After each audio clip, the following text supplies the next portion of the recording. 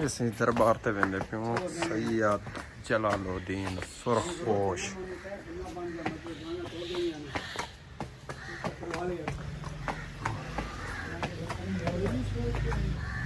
हाँ दिमाग खराब है, ज़हर का गिनती।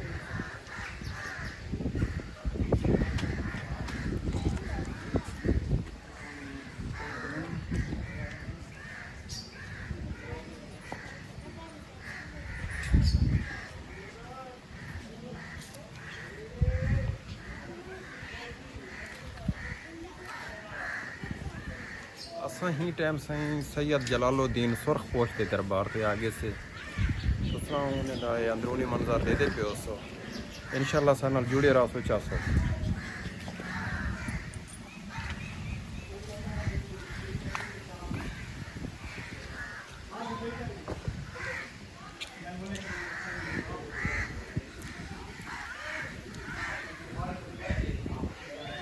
इत्थां सही रूहानी सकून मिलदे, रूहानी सकून जेरा दुनिया क्यों थक ते आंदे ते दुनिया दी परेशानियां क्यों कारोबार के लिहाज नाल हर लिहाज नाल अगर परेशान थी ते आंदे तो उत्थां रूहानियत हासिल करेंदे इत्थां आते रूहानी सकून इत्थां मिलदे।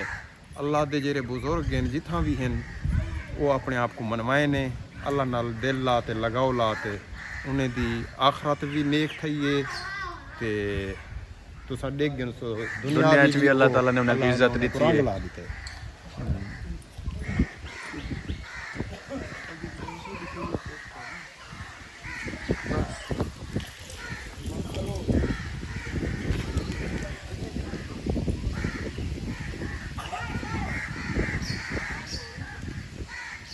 ये मस्जिद है, ये मस्जिद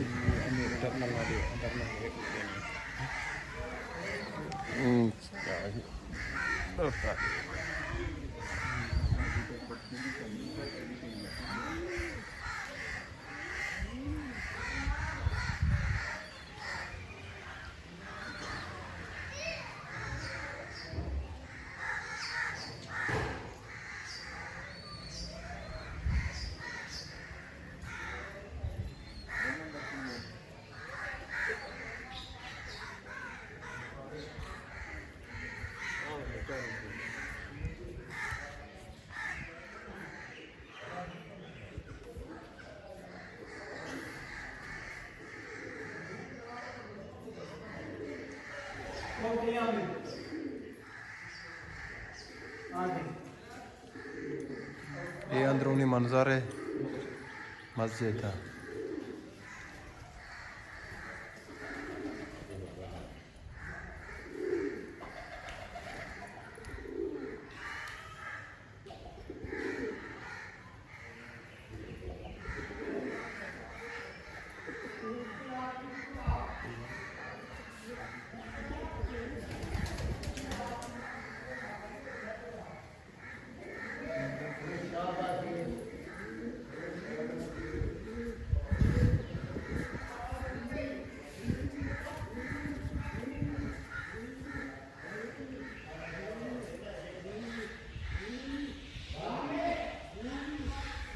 तारीखी मस्जिद से तारीखी बहु